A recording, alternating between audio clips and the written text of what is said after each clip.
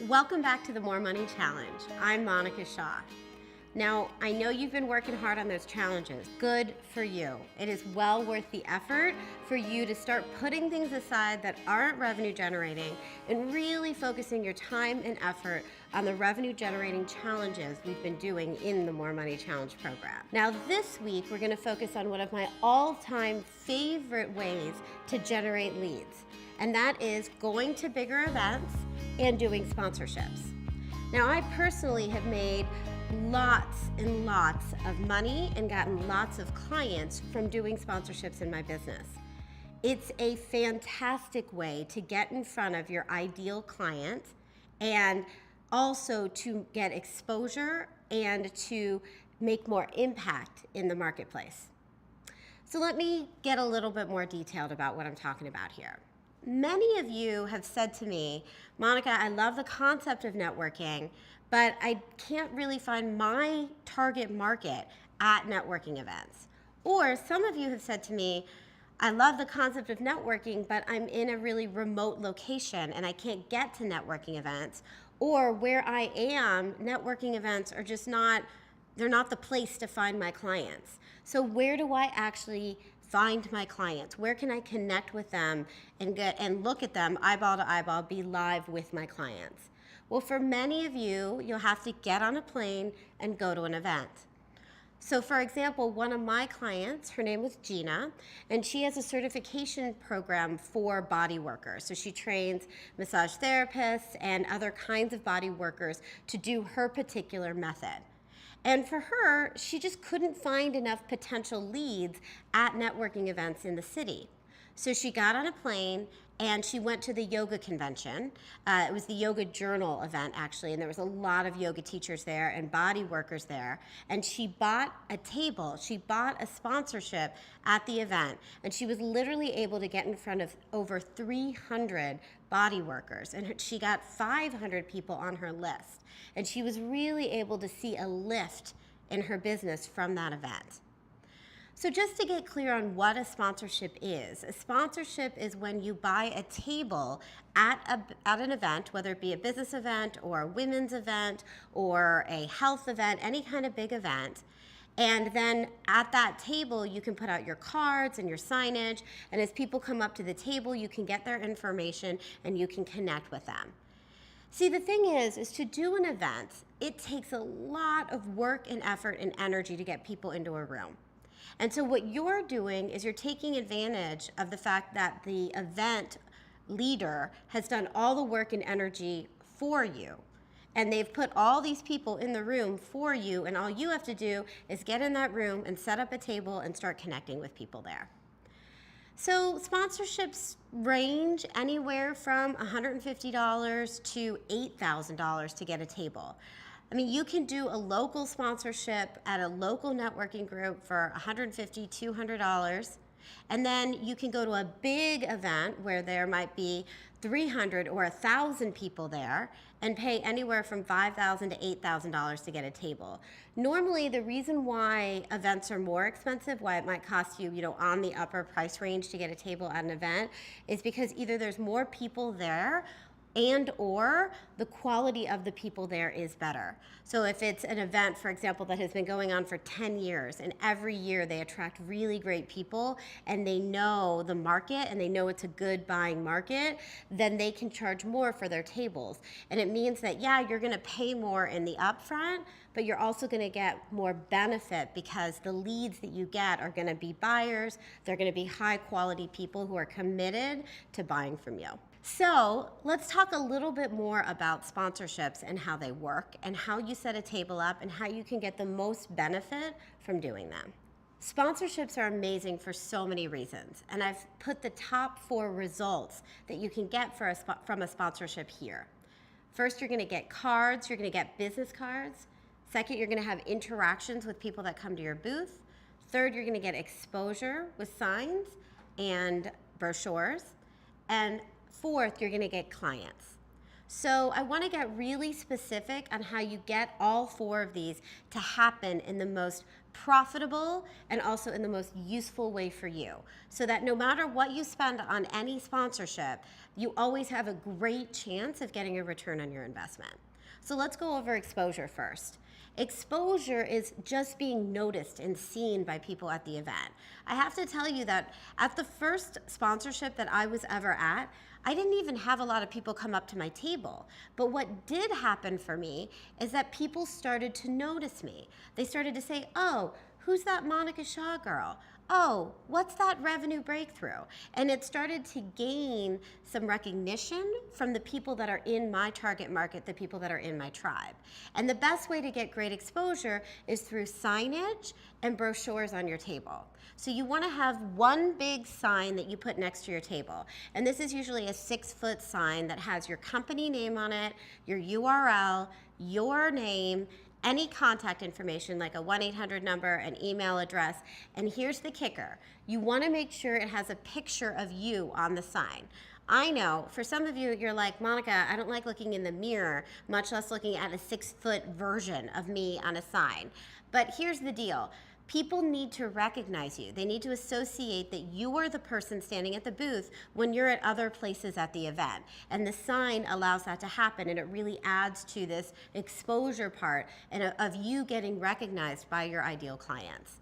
You'll also want to put some brochures at your booth about your particular services and your company. And don't make the mistake that many of us have made in the past, which is that you over brochure. What I mean by that is you've got like 7 different brochures on your table and people come by and they don't even talk to you because they're so busy trying to collect every piece of paper on the table. Not useful for you and not useful for them. No more than 3 brochures at your table. So usually you want to do an overall brochure on your company, a specific brochure on a particular program or product, and then a specific brochure on a second program or product. And honestly, you could get away with having 1 or 2 as well. Maximum is 3. And then some people have a branded tablecloth. That's a great way to also show your brand and your company. And some people also do an extra sign on top of the table that has a logo on it, maybe another phrase, or something that goes with your brand. So that's the first part, is getting exposure, making sure that you have the right signage. The next part is getting cards. When someone comes up to your table, the most important thing that can happen is that they drop their business card into your bowl so that you can put them on your list. Why? Because really, you only have 2 to 3 minutes to make a connection with them at the event. But if you get their business card, well, then you can create a relationship with them for as long as they stay on your list, right? For the next 3 years, the next 5 years. You can send them emails, you can get to know them better. So even if they don't buy from you immediately at that table, or if they don't sign up for a sales conversation with you immediately that day, you'll have the ability to connect with them for a very long time. And the way you do that is you have a great raffle gift. And then you say to them, would you like to sign up for a raffle and get this awesome gift? And all you need to do is put your card in the basket. Or if they don't have a card, they can fill out a card, a blank card that you have out, and put it in the basket. Here's what you need to know about your raffle gift. Raffle gifts vary depending on the crowd. So for example, one of my clients was going to a conference for women, and it was 500 women. And so for her, she put out a purse, a great purse from Coach, as the raffle gift. And she got tons of cards because every woman wants a great purse. Another one of my clients, Gina, the one that I told you about before, went to the yoga convention. For her, she went to Lululemon and brought this really cool yoga bag and a yoga jacket as her raffle gift, because that's what the interest was of the people at the event. So you really want to think about it. How can I find something that's so juicy and so awesome that it makes people really want to put their card into your raffle? Here's the mistake some people make, is that they raffle off their own services. So for example, if I were at an event, I would raffle off a product or a service from Revenue Breakthrough. Here's the thing, while my products and services are great, if you don't know who I am, you don't know how great my products and services are. So it's not alluring, it's not juicy for someone who doesn't know me. So never ever raffle off your own products or services. Always choose a gift that even if someone's never heard of you, they would still want to put their card in to get. The next step is interaction. Now, maybe you're somebody who's just naturally extroverted and charming, and you love connecting with people at a table, and it just comes very easy for you. And if that's the case, then you may not need help interacting with people. But for most people, you need something to break the ice, right? To start a conversation with whoever's at your table. And I think one of the best ways to do that is through a free gift. And I call it a free educational gift, because what I would like you to have at your table is not a pen or some sort of candy or a mug or some sort of hard disk or something like that where it's just some sort of free product with a logo on it. That's not very interactive. Really, all that happens there is somebody comes up, they see that free gift, their eyes light up because it's free, they grab it, they stick it into their bag, and they move on to the next table, and you didn't even get a chance to say hello or get their business card. What you want instead is something that educates them about what you do in your company and creates a conversation. So at Revenue Breakthrough, we have something called a money magnet. And what it is it's a magnet, an 8.5 by 11 size magnet. It's about this big. And it's got writing on it. And the writing on it has 3 lines on it. And it says, what are the three revenue generating activities that you need to do before noon each day? And it has some other writing on it as well. And that magnet also comes with a pen. Now, what we do is we give out the magnet and the pen, and then I explain what a revenue generating activity is to that particular person and how they could use the magnet on a daily basis. And I can't tell you how easy it is for me to get into conversations with people about their businesses when we're talking about revenue generating activities and I'm giving them a tool that's actually going to help them make more money. So you want it to be an interactive free gift.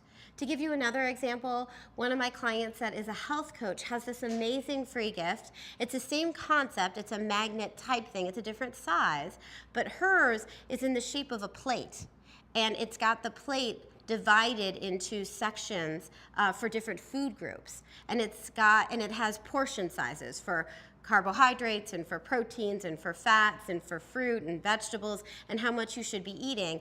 And it's a magnet that you can put on your refrigerator. Super useful. I actually have mine on my fridge. And she uses that to interact with people, to teach them about portion sizes and to invite them to learn further with her in her particular programs. Again, think about this. It may take a little while for you to be creative, but think about something that causes interaction and allows you to educate people about that which you do. And finally, getting clients. Getting clients at an event is important because at the end of the day, once they leave the event, they probably aren't going to be thinking about you as much as when they're at the event. So the best way to get clients to be interested in working with you at the event is to have them sign up for a sales conversation with you. So what you want to do is create a piece of paper, put it on a clipboard, and have on that piece of paper all your open availability for conversations over the next week, over the next 2 weeks or 3 weeks. And when they come up to your booth, you can have a conversation with them. And if you feel like they're a great fit, they're a potential lead for you, then immediately in the moment, right then and there, sign them up for a sales conversation at a particular time, and then give them a card that gives them the number to call, the date and the time of their appointment. And sign up as many sales conversations as you possibly can at the events. Do not do what a lot of people do, which is leave the event and assume that they can set up all their conversations after the event. What happens is that you'll lose 40 to 80% of the people that have put their cards in and wanted to do a session with you, because after the event, they just forget about you. They get distracted and other things come up. So you'll see here that sponsorships are great for so many reasons. Getting cards, interacting with people, getting exposure, and getting clients. But there are specific tools that you need to do to have each one of these work for you in the most ideal way. Here's the deal. The reason that I chose to do sponsorships as the last week of the challenge is because this activity is going to take you more than a week to do. Frankly, you should be consistently and continuously looking for organizations where you can sponsor, where you can set up a table, where you can get in front of your ideal clients. But your challenge for this particular week is to get started in this area. So your challenge for this week is to pick 3 organizations to research and find potential sponsorships that you could do with that organization, and hopefully pick one to get started with and do a sponsorship. And of course, the second part of the challenge is to do 3 sales conversations as well. So this week I wanted to give you sales tips that were really going to last you a long time. Tips that you could use for the rest of your career every time you do a sales conversation from here on out. And the main thing that I can tell you is to be unstoppable in your sales conversations. And here's what I mean by that. Sales isn't always easy, and it's not always predictable. No matter how great you are at sales conversations, you could get 6 yeses one week and get 10 no's the next week. Know that you're gonna have ups and you're gonna have downs. So there's a couple things to remember. First of all, practice galore. It takes time to learn how to sell. Don't underestimate how long it may take you to learn how to sell. Most of my clients, it takes 10 conversations to learn how to say their program without stumbling. It takes another 10 conversations to get the prices out of their mouth without feeling shame and stumbling over that part. It takes another 10 conversations for them to learn how to work through objections. The money objections that come up, the time objections that come up, the worry objections that come up during a sales conversation. That's 30 sales conversations right there before people even start to feel comfortable with the sales process. Now, I don't say this to worry you. I don't say this to say, okay, now you're never gonna get a yes until you do 30 sales conversations. I just tell you this because I want you to know the reality, the truth. And the truth is, for most people, it takes anywhere from 20 to 50 sales conversations before they start to get really comfortable with it and have a consistent closing rate. So know this, keep practicing, keep selling, and keep refining your technique with every sales conversation. And don't worry if you feel like, oh, it's taking me longer than it is everyone else, because it's not, right? That's just in your head. It's totally normal. One of my clients literally had to do 50 sales conversations before she got her first yes. Now, I honestly hope that that doesn't happen to you, but I want you to get that that particular client, where it took her 50 conversations to get her first yes, now has a plan this year to make $600,000 in her business. She is amazing at sales conversations now. And not only can she sell one-on-one, she can get on a stage and sell hundreds of people in a room. She has come a long way, and you will get there as well. I know it. So keep practicing. And the second thing to remember is don't stall.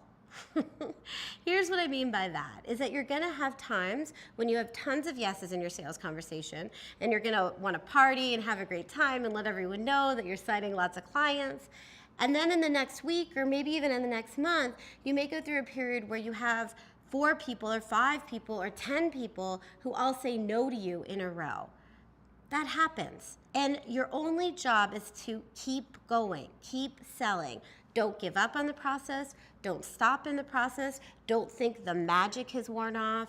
Don't think, oh, it wasn't meant to be, or I've lost it. Just realize that this happens to everybody. All of us who've been selling for years and years go through high periods of selling and low periods of selling. So if you do happen to go through a low period of selling, I'd suggest that you look at what could be off in your sales conversation, or what could be off within the people that are coming to you to do sales conversations. Analyze it, and then keep practicing and keep moving forward. If you do happen to experience a low in your sales conversations, meaning that you're just not getting a lot of yeses, and you're frustrated as to what could be the problem, I just want to give you some reasons why your sales might not be working, so that you can analyze for yourself and determine what to shift and change along the way. So first, you might need a new pond. Here's what I mean. You might be fishing in the wrong pond.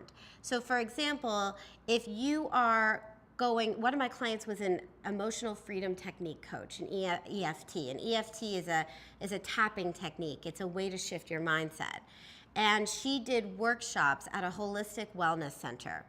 Now, every time she did a workshop at that holistic wellness center, she would charge $5 for people to come, and she'd fill the room with 20 or 30 people. And she'd do sales conversations. But every sales conversation that she did with those people, they didn't work out. She'd always get no's, and it was because none of them could afford her program. It just wasn't a community where a lot of people had a lot of money. And she kept doing it over and over and over again, and she kept getting more and more upset. You know, by the 30th conversation that she'd had where somebody had said no, she thought, oh my gosh, I just can't sell anymore. I'm doing something wrong. And when we had a conversation, I said, you just need to fish in a new pond, right? You need to do your speaking events at a different center. Maybe pick a different yoga studio or a YMCA or a library or a different community center. And hopefully that center will be in a different neighborhood, and see what happens then.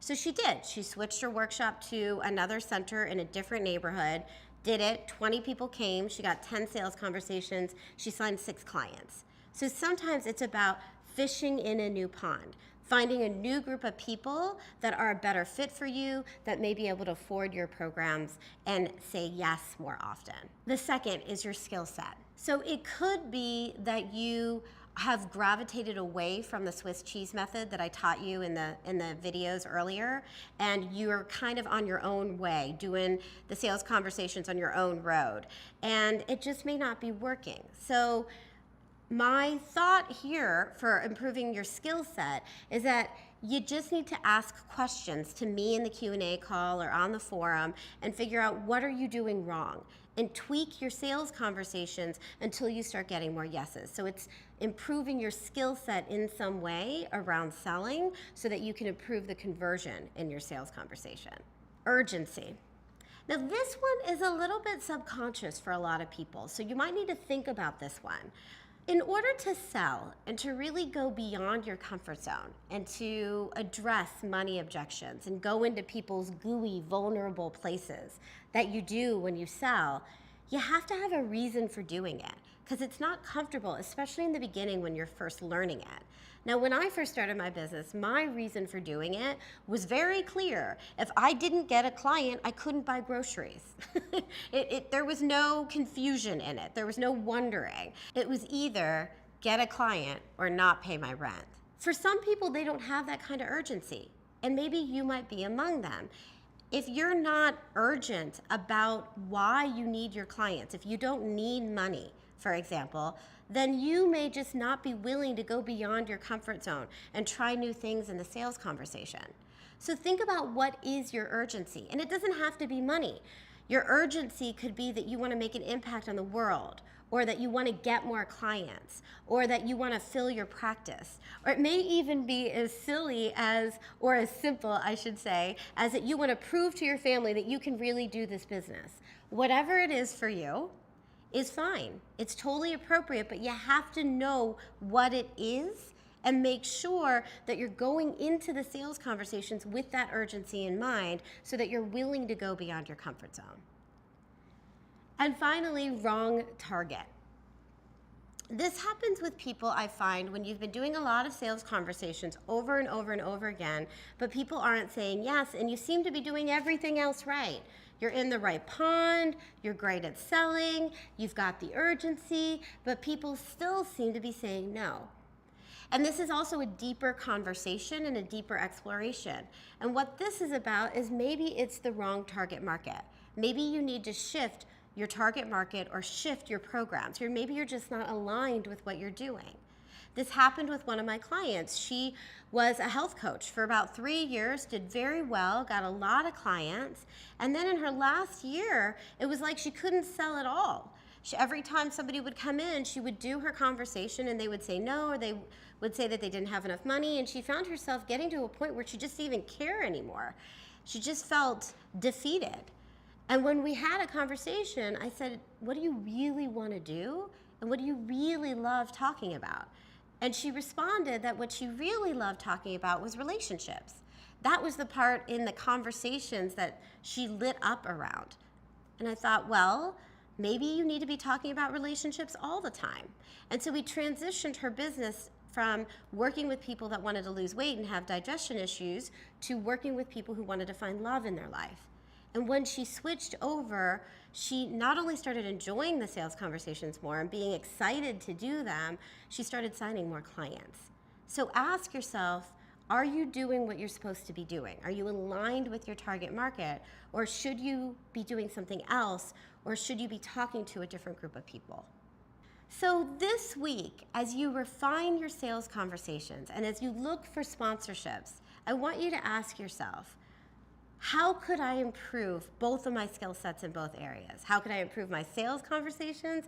How could I find better sponsorships? And your challenge for this week is to research 3 organizations to do sponsorships with and find one that fits for you. As well, you're going to do 3 sales conversations. Now, some of you might have missed a challenge. I know I have taken tons of programs, and I hardly ever get to every activity, every assignment in the program. So don't worry if this is you. Now's the time for you to go back and grab a challenge you missed and get it done. So as we close up in the More Money Challenge, I just want to say thank you.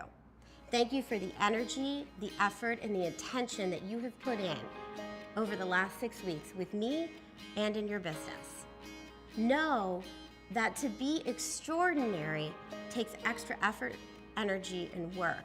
And I know that you are among those who have become extraordinary in this process.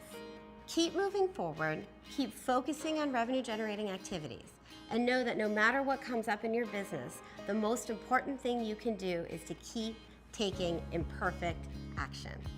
Thank you so much, and I've appreciated every step along this journey with you.